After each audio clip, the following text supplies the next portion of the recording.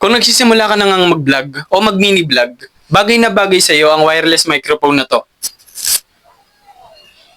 Sa halagang 200 plus nga ay meron ka ng wireless microphone na katulad nito. Hindi katulad kapag bumili ka pa sa iba na 800 plus o minsan pa nga ay 1,000. Makikita nyo nga ginagamit ko to sa mga mini vlog ko. Doon pa lang makikita nyo na quality nga yung product na to. Kahit wala siyang mamahaling brand. Pero meron siyang murang gamit, pero useful na useful nga siya. Kaya naman kung nag-iisip ka ng magsimula ng vlog mo, o kaya naman nagsisimula ka na bagay nga sa ito, upang hindi ka muna mag-invest sa mga mamahaling wireless microphone. Mag-invest ka muna sa 200 plus pesos lang.